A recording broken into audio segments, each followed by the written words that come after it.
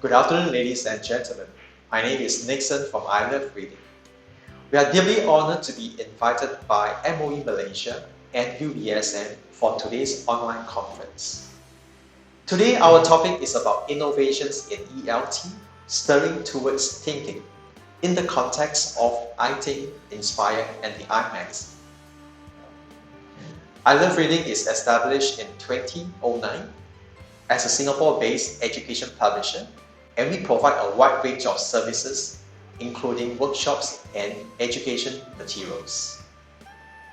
Today, our challenge is always getting students to read, and if they are not reading enough, getting them to engage in the classroom is even a taller order for the educators. Warren Buffett once said, "Reading 500 pages every day.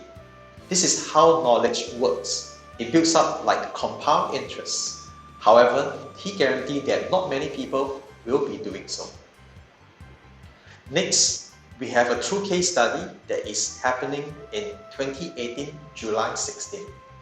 We have a group of young kids trapped in the cave, and thank goodness they are able to converse some very basic speaking skills, and finally they are safe.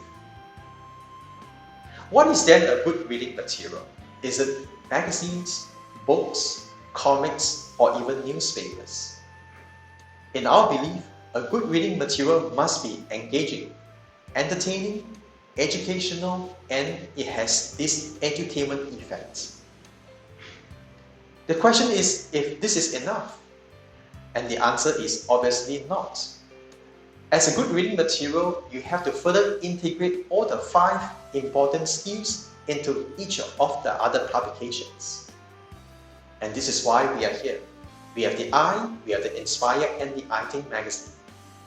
I is developed for upper primary students, and every issue covers trendy themes such as colors, survival, content creators, and many more. Next, we have Inspire.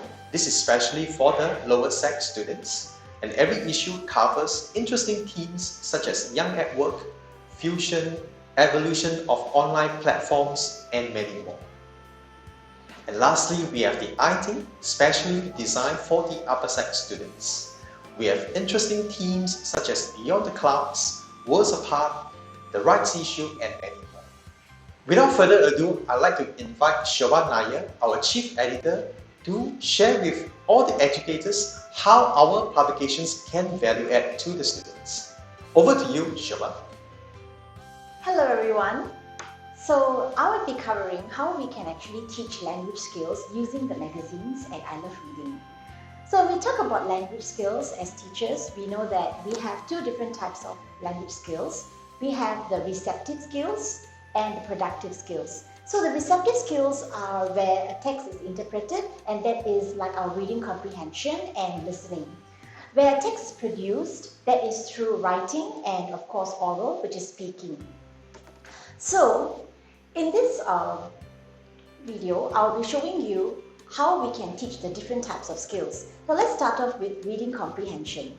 For reading comprehension, when we think about it, what do we teach the students? What are we supposed to help them with?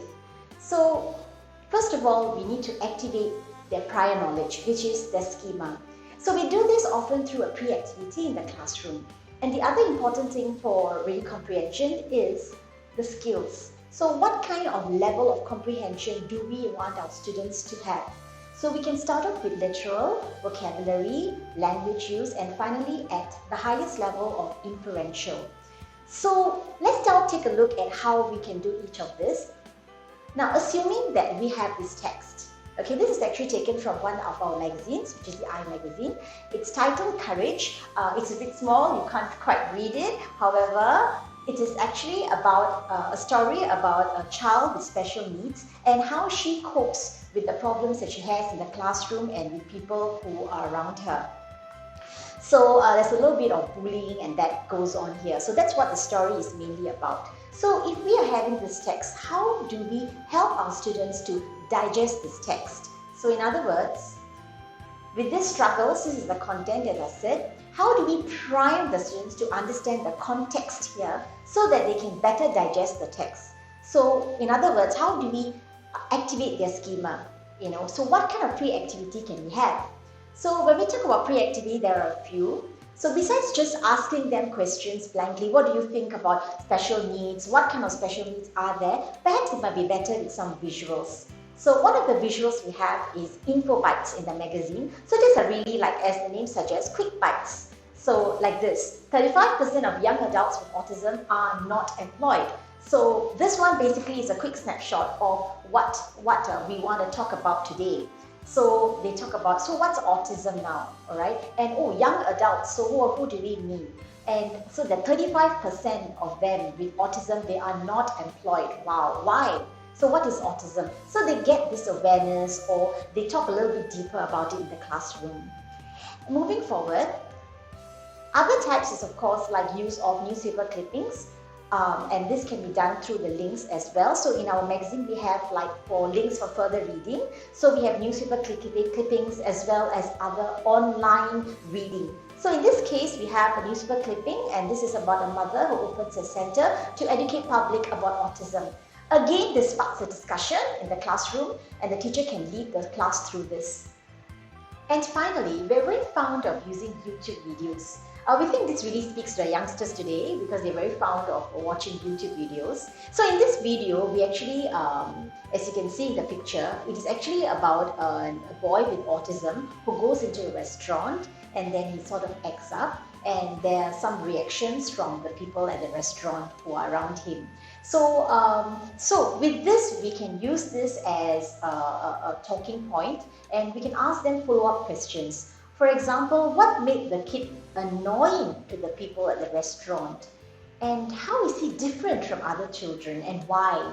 And how do you think this kid felt about the situation? So here we talk about, we help the students to learn about empathy. Now, how do you think the kid might have felt? And if you are one of the people at the restaurant, what would you have done? So again, we ask for the action that the student would have, would take rather, in this situation. And finally, after we get that done, we ask the students to read the passage because they have now primed themselves and they're ready to tackle the text. Now, after that, we have an important job, that is to assess the level of comprehension. So we can do this verbally, or we can do this as written, just like in the exams. So we are going to go into an exam style. For reading comprehension, we have 4 different types of questions, like I mentioned earlier: literal, vocabulary, language use, and inferential. So let me just touch on each of them so that we actually have an idea what we want to talk about here.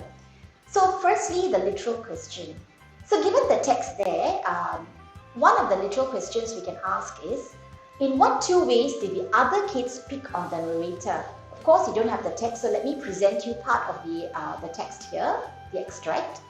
So first of all, the extract is something along these lines. So they go about their normal lives. It seems to be the cue for other kids to start picking on me, and then the name calling and so on and so forth. So first of all, we pick out the keywords. So as you can see from here, the keywords is pick on and the other kids, and what 2 ways. So we try to get the students to identify these keywords in the correct extract. So we look here, as is highlighted, the kids to start picking on me. So you know the answer is somewhere there, either before this line or after. So as they read further, right, you realize that it comes after. So this is the cue for the other kids to start picking on me, and then starts the name calling, mostly to my face, constant teasing. So these are the ways where the other kids pick on this student. So therefore, that becomes our answer. So they called him names, mostly to his face, and constantly teased him. So this is one level, one of the lowest level of comprehension is this literal. So let's move on to another important type of question, and that is the vocabulary question. So the vocabulary question, an example would be something like this. Pick out another word in paragraph 1 that has the same meaning as signal. So we talk about signal. So what kind of signal? Is it a traffic signal, or what are we talking about? So let me show you an extract of the text first. So in this text, I know it's not a full text, but I hope that this will be helpful. So in this text, you can see most adults were kind to me, asking me occasionally if I was all right, and so on. That always seemed to be the cue for other kids to start picking on me. So the student will have to realize that Q has something to do with signal, right? They're quite similar in meaning. So therefore, they pick that up and that will give you the answer. The word is Q, that has the same meaning as signal. So another type of question that we may have for the higher level would be the language use question. An example of this would be this. Okay, so we learned that the child experienced accidental hits. Why do you think the word accidental is in inverted commas? Alright, so in this case, we have to talk about why this word is having this punctuation of inverted commas. Why is it just not left as it is? So let's again look at a little of the text itself, the part of it. So as the bullying started getting dangerously physical with accidental hits and pushes and so on. So we see that this accidental hits and pushes, and we see that the bullying was getting dangerously physical. Now, dangerously physical and then accidental, so what does this really mean? Why do we use an inverted comma here? What is the writer trying to convey? So, is it to show something is not the whole truth? Okay, so in language use, we learn here that it is to show the bullies claimed they were accidents when in truth, they had purposely hit her. Alright, so that is what we want the students to infer from here. Moving forward, the last type of question is inferential question. So this requires the students to kind of guess, make an intelligent guess, but using the clues given in the passage itself. So an example of it for this text would be, how can we tell that the narrator was extremely sensitive to the noise around her? So this is something to do with students, or rather children who are autistic. They tend to be very sensitive to the noise. So this is actually highlighted in the text. So in the text itself, they say this. This is the girl saying it. Even though I sat alone, I could still hear the noise when pens came into contact with notebooks. And then I would scream and run out of the class to find a quiet spot and calm down. So this is where the clues are. So what I have just highlighted here. So the student can then say that the soft noise of the pens coming into contact with notebooks affected her so badly that she had to run out of the classroom. So here, the soft noise of the pens, that shows how sensitive she was, that she had to run out of the classroom. So this is something like an inferential question, of course, and this is where you need the student to have that higher level of comprehension in order to understand the text deeper. Okay, so in our magazine, because we do understand the struggles that the students usually have, so we actually give them tips sometimes for some questions, especially the more difficult ones. This is how it will typically look in our magazine, with the worksheet questions on the left and the tips on the right. So just a quick point. These worksheets are not next to the text itself. It would be right at the end of the magazine. This is to allow the students to actually read the text comfortably and not feel like they are being tested all the time. So this is for later use and at the teacher's discretion. Okay, now when we talk about reading comprehension, comprehension is not just about text, but also about visual stimuli. So we are often bombarded, and students nowadays are often bombarded by a lot of visuals like advertisements and web pages. So we need to also help them to understand how to read them. And this is also one of the exam requirements in some of the national examinations. So when we talk about web pages, we talk about the purpose of the advertisement. We ask who is the audience, and then you have these pictures which we call visuals. What is the purpose of these visuals? And how is this language used different from that is used in just a plain text? So these are some of the questions that we want them to tackle and handle. So an example of it will be this. This is a web page. It's from Earthwatch. And so obviously this is actually about environmental conservation, and there's some details here with some headings. So what kind of questions could we pose? So we could ask them, what is the purpose of this web page? So in the clues in the web page, you may not be able to see it here.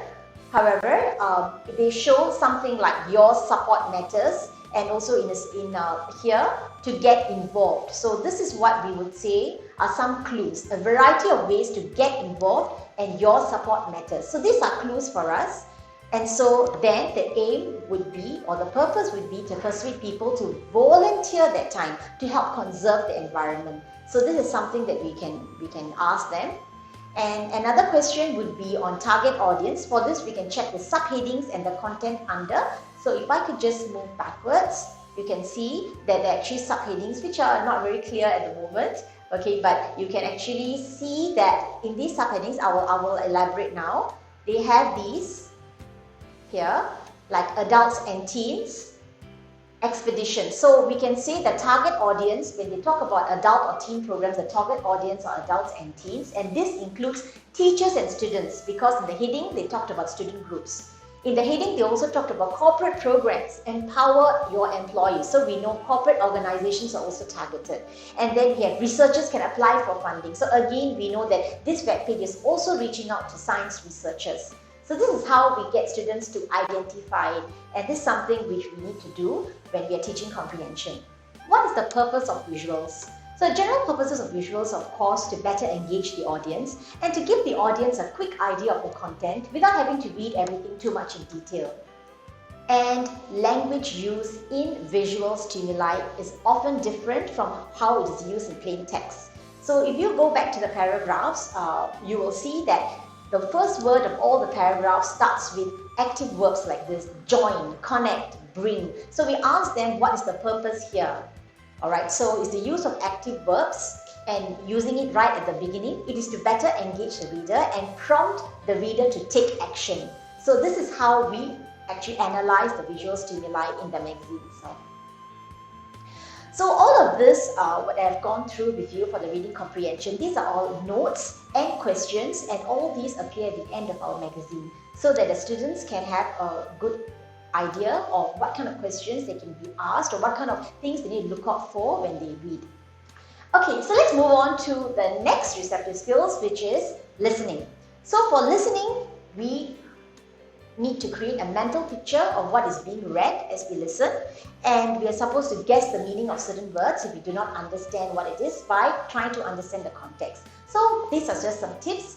And what do we have in our magazine? We have something like this, like we actually provide the recording itself. As you can see, this is a comic strip, and the two people talking, it's a conversation, and we record this conversation using native speakers, and we put it into a QR code. As you can see, the students can easily scan and they can listen to this recording and then attempt the listening questions that we have at the end of the magazine.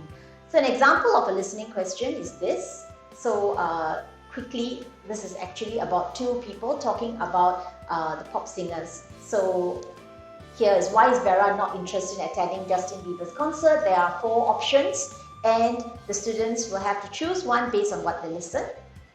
Yeah, so this concern that Justin had a bad reputation. This is actually mentioned, of course, in the audio clip. Okay, so now let's move on to one of the productive skills. So in terms of production, we talk firstly about writing. So writing, what kinds of writing? So in our magazine, we have a variety of essays. So like expository, narrative, descriptive, argumentative, hybrid, which is a combination of different text types. And now we even are introducing something called a personal reflective or personal response essay. So how do we teach these essays? So in our magazine, our articles come in the form of essays. Let me give you an example. For example, we have this essay.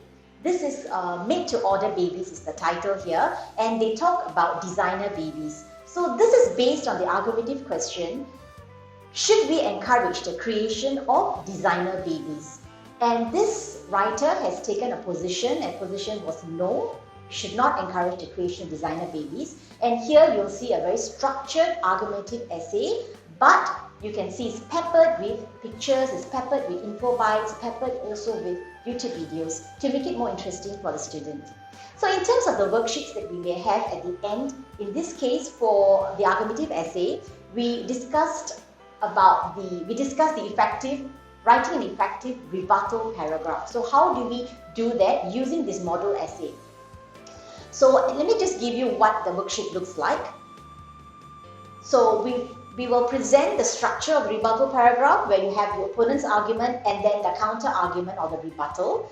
And all the arguments will follow this peel structure, which is point, elaboration, example, link. This is a very useful structure to follow for the students so that their arguments are quite structured, and they also have a scaffold, as for a start at least. And then we talk about the opponent's argument, what should it be like, what is the elaboration. So proponents of designer babies, those who say yes, we should have designer babies, they say that genetic editing technology can save lives, and they elaborate on it. So now we want to rebut it. So when you rebut, we say, well, it's ethical, right? This is a technology that's not been tested. So then how do we put that across? So how do we talk about the point? How do we elaborate with the example, right? So we use PEAL, PEEL structure to show this. So this is one way whereby we help the students to see how you can do writing, and this is not just for argumentative writing. We have notes for all the different types of articles and writing that we expose to them in the magazine itself. The other productive skill is oral. So oral we have two, we have reading and we have speaking, which is engaging the student in a conversation. So for both of this, we will have recorded videos or recorded audios. So for example, this is the stimulus which will spark a discussion for conversation. Here you will see there's actually a video, there's a QR code there, and students can click on the QR code and they can actually view a video. And after that, we ask them these three questions. For example, this was a video on a group of teenagers having a party, enjoying themselves at a party. So we ask them questions at three different levels. The first level being the simplest one. How do you think the people at the party are feeling? And then we move on to what is your idea of an enjoyable party? And then we go into something that needs an opinion, right? A little bit of a deeper opinion, like if a teenager is experiencing peer pressure, what advice would you give this person and why? Now, the suggested response, the beauty of it is the suggested response of each of these questions are also recorded, and we also have that as a QR code over here. So students can easily listen to these suggested responses and decide if this is something that they want to model after. So these are also prepared by our writers, many of whom are teachers themselves. So with that, this is something like what it would look like. All right, this is the suggested response I was talking about, and this is the QR code of the video. And this would be the end of the language skills part. So I would thank you very much for your attention. I will now pass on to Nikson to take over from here. Thank you, Shoba, for your insightful sharing. Let us move on to the other features. Firstly, we have Model Me. This is written by students and was picked by the editor to feature in the magazine, because the article is almost flawless. Next, we have Tweet Me. This section is written again by students, however, it is not so there yet. Then the editor has made some comments where he or she can improve in the content. So you can see a before and after effect. Next, we have stimulating questions, which can be found throughout the magazines to engage the students all the time. We are very honored that some schools in Singapore has picked our content to be set in their school exam papers. Again, honored that we are working with more than 50% of the secondary schools. And here are some of the testimonials from Nexus International, Serangoon Garden. We have teachers from DBS Hong Kong, as well as some students and some parents that has given us so much compliments. Over the time, we are very humbled that we have achieved some milestones. In year 2016, 2018 and 2021, we are shortlisted 3 times for Best Educational Title. Here are some reading recommendations. iMagazines will be suitable for upper primary, Inspire for the lower sec, and iThink magazine for the upper sec. And teachers, if you believe in a reading program, you have to set aside time for reading. We are recommending at least 10 to 20 minutes of reading time each day. Apart from that, teachers can then engage students by conducting a discussion on a topic of interest. Along the way, teachers can set projects for students. And with all these strategies, you can build a strong reading culture. Here are the 4 takeaways for the teachers. Firstly, our content are useful. They hit all your learning objectives and they are all aligned with MOE requirements. Secondly, our content are very engaging. We have trending themes, provide facts and stories, but also help to develop an opinion in students. Thirdly, the content are very credible. They are written by teachers just like you. And lastly, please leverage on us. Focus your time in classroom engagement. Spend the quality time with the students. Leave all these resources and reading material to us. By doing so, we hope that you can achieve your learning outcome. Thank you for your time, teachers. You have been such an amazing audience. Kindly take out your mobile phone, scan this QR code, and provide us your comments and feedback. Here are our contact information. And now we move on to the Q&A section. Thank you. Hi, thank you, Nikson. Thank you, Nikson. Thank you, Shoba. David, if I'm not mistaken, you've actually got questions from the audience for Nikson and Shoba. Indeed. Anyway, yeah. Well, okay. Welcome, everyone. Hi, Nikson. Hi, Shoba. Hello. Hello. We're back here again. Okay. Thank you for joining us in this event, and it's very, very inspiring. Hearing all of the I love readings resources. That what you can do with it. And I believe our teachers. That those who are basically zooming in and watching this event itself, learns a lot of things in hand right now. So to basically how to call it, answer some of the questions that's basically thrown out.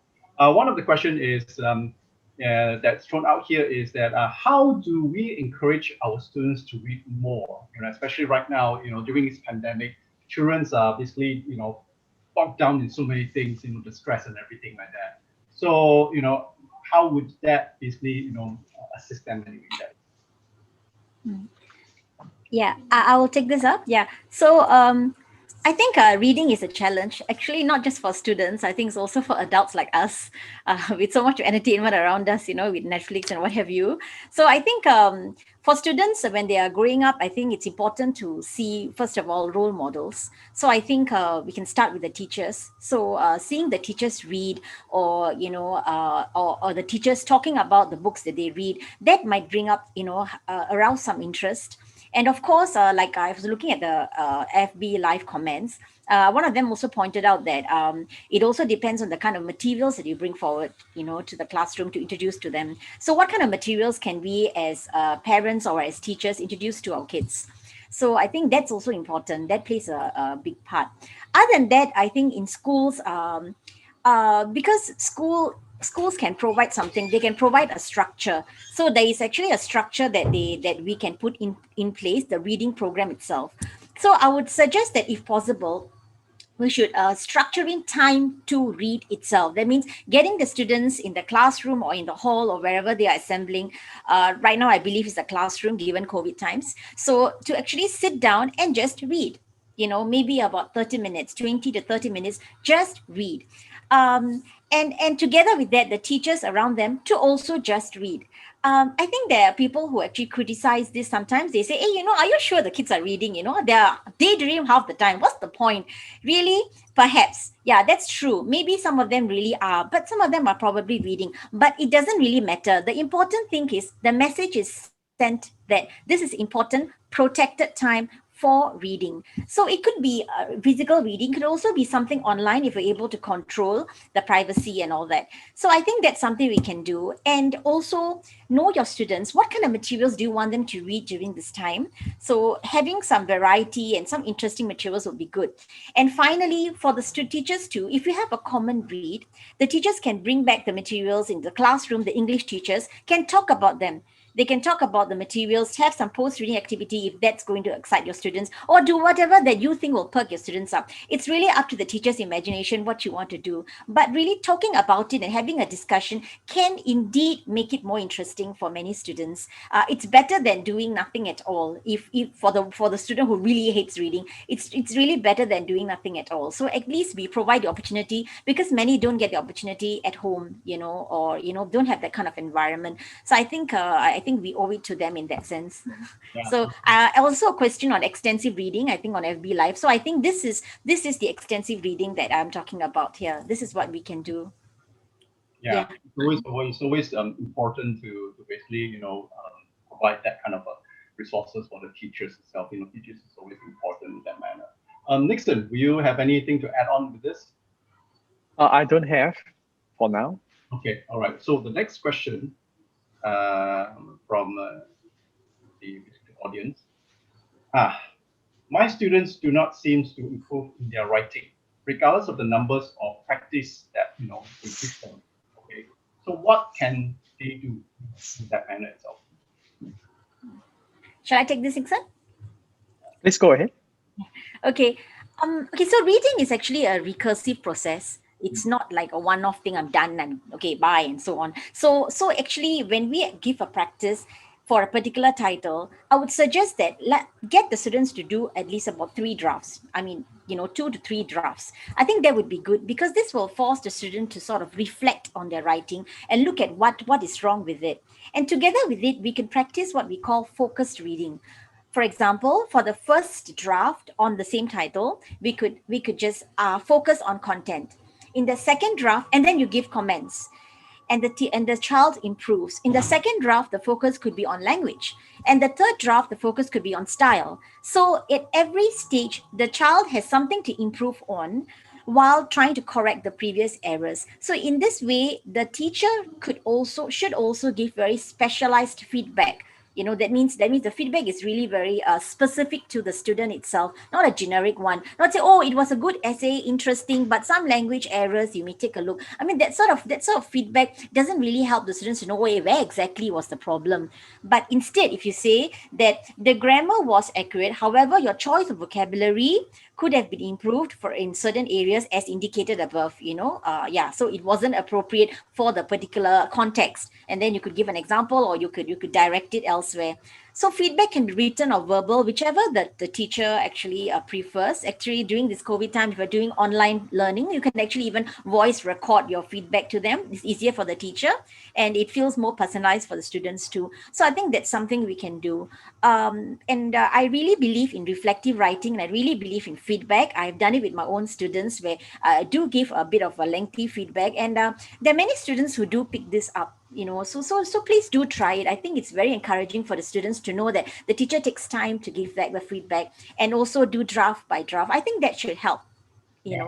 Because the thing is, one good thing about the Alert Readings program itself, each and every one of the magazines, of course, it's leveled according to the age appropriate, and of course, with all the contents in there, with the teachers, support, that would basically, develop more of a interest in the students itself in that manner. Well, okay. So thank you very much. Okay, Nikson and Shoba. All right. Okay. So back to you anyway, Ida. Okay, thank you, David. Thank you, Nikson, and thank you, Shoba, for such an interesting presentation.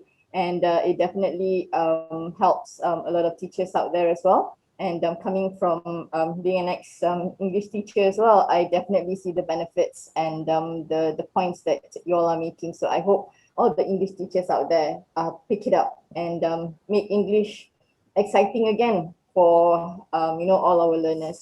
So okay, thank you once again, Nikson and Shoba. Thank you for Thank that. you.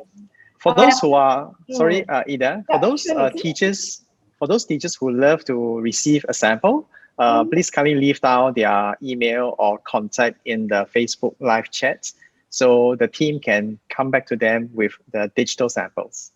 Great. Thank you so much, Nikson, for that offer. So teachers, if you're hearing this, please do put in your details, and we will help get you these fantastic ILR readings for you to actually utilize and see through what can actually be done to make reading more exciting to students nowadays.